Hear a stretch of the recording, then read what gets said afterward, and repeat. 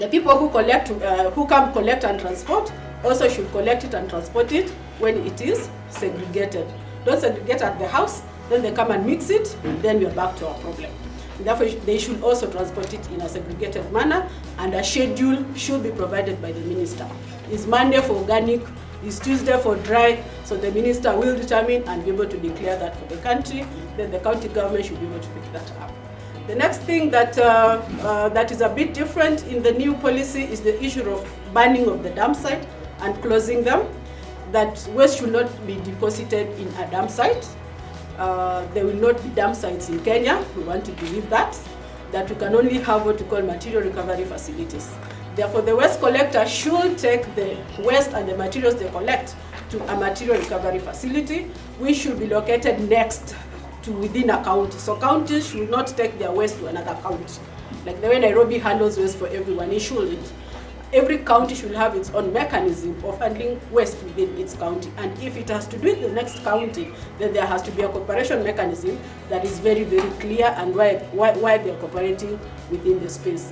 And therefore, the last stage should be landfilling, and landfilling should be done by the material recovery facility person running it, because they need to treat it to reduce its volume, toxicity, and all that before the last residue is actually disposed. Therefore, the two stages that are also very critical is the recycling. Therefore, the policy prescribes how to create a recycling market and how to incentivize the recyclers and how to formally recognize recyclers. How? By ensuring that, first of all, you distinguish waste from material recovered from waste. At the moment, the law is everything is waste. And therefore, if they find you with you've carried all your bottles, put them in the lorry, or you're transporting them, NEMA will charge you as waste. They not look at it as materials. So the new law would like to distinguish. If you have recovered materials from waste, then that is materials. Any other thing that if you carry combined, then that is waste. Therefore, you are regulated under waste. A lot of things to say, but thank you. I only Googled circular economy yesterday. Let me be honest about this, because I'm not an economist by any angle. All of this morning was very technical. Waste management policies. I'm so happy to hear, because part of my conversation was going to be, I'm not so sure about how the waste is being disposed outside. We as a private sector entity can do everything possible we can do internally to make sure that we separate our waste and we take it out correctly, and we do all the social responsibilities that we have to do within, but we don't know what's going to happen outside. So when I had to dissect this yesterday, I was talking to my colleagues and I said, I'm going to talk about the human body. What goes in must come out, correct? Are you all in agreement with that? We all eat food, it's all going to come out, right? The key is what are we eating? There's a common terminology that's used as what we eat, correct? So if somebody says your skin's glowing, you look really great, you've got pimples on your face, something else is expanding, this is detracting, it's all what you eat. So from an organizational perspective, I look at it as we are what we do.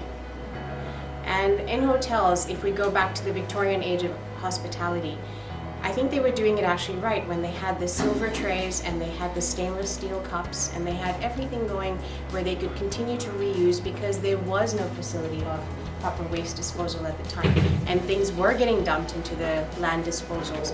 As hospitality evolved, people started to get busier, and the on-the-go concept came along where everybody needed to rush and get somewhere.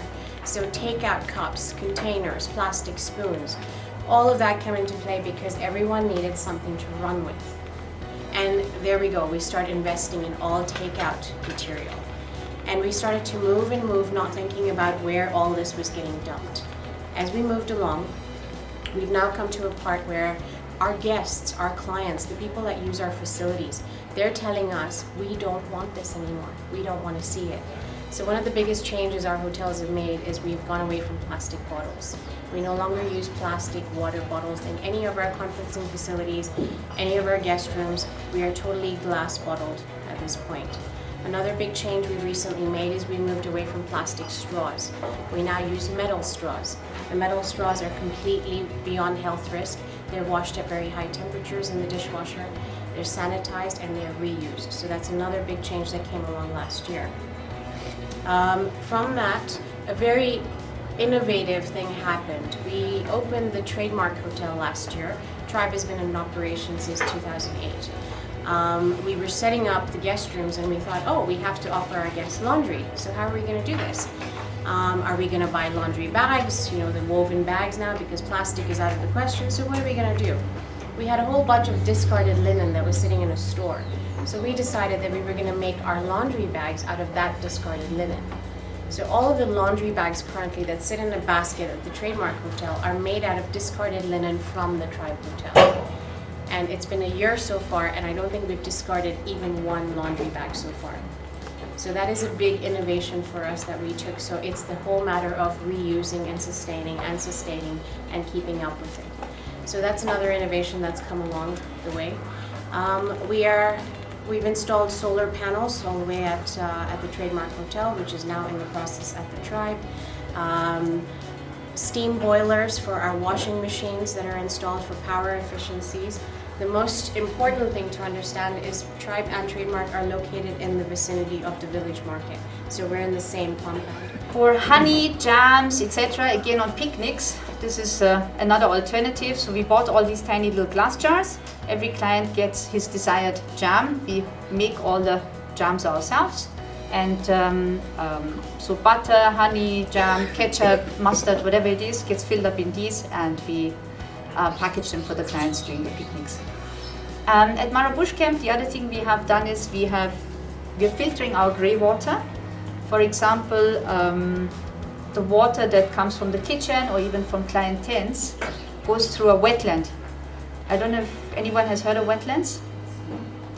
Yeah? Great. So you're all familiar with that. So we have 5 different wetlands that we have constructed at Marabush Camp and Private Wing, and the grey water is filtered through that. For Kato, another initiative is the Kato Environment Sticker. And this is basically to educate the public or anybody who is in a national park or game reserve on environmental issues that can be reported to us. So this number goes to Kato.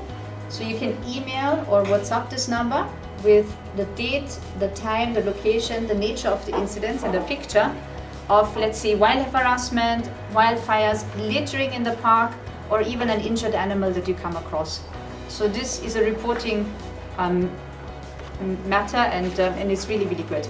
We recycle PET plastic to textile locally in Kenya. There's a lot of interest for recycling in Kenya, but a lack of industry because of our poor infrastructure to collect and sort out the plastic. Of late, there's been a lot of threats and interest by the public and the government regarding PET plastic in specific. I think PET plastic is not the issue. It was introduced to the industry for a reason because of its flexible, light, and its nature in general and its ability to be recycled. It's easy to transport compared to glass. However, we are working to collect this plastic from a lot of hotels and lodges. We have a capacity of about 25 tons a day, which is roughly just under 500 million bottles a year, which is 500 million bottles out of the environment, out of our national parks, rivers, streams, dump sites, landfills, etc. How are we collecting this? That's a major challenge we're facing. We're partnering with a lot of hotels, such as Serena, Sarova, Kempinski, and a lot of lodges, especially Hot Air Safaris in the Mara.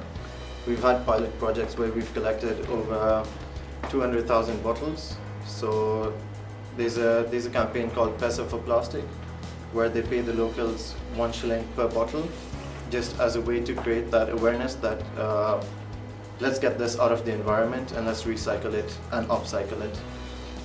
So that's one of our pilot projects, the Pesa for Plastic. We've gotten over 200,000 bottles out. We're partnering with restaurants, cafes such as Java Art Cafe and Mr. Walk. And of course, Coca-Cola is the biggest collection partner, where we use their reverse logistics system to get back all the bottles from the distribution network. Coca-Cola has a goal of recycling 100% by 2021, which we're working towards with them. I'm just gonna try finish it off there. So what we can do is we really want to work together with everyone, especially the hospitality and tourism industry. We usually give you a gunny bag, a 1-ton gunny bag, which once you fill up, you can call us and we'll pick it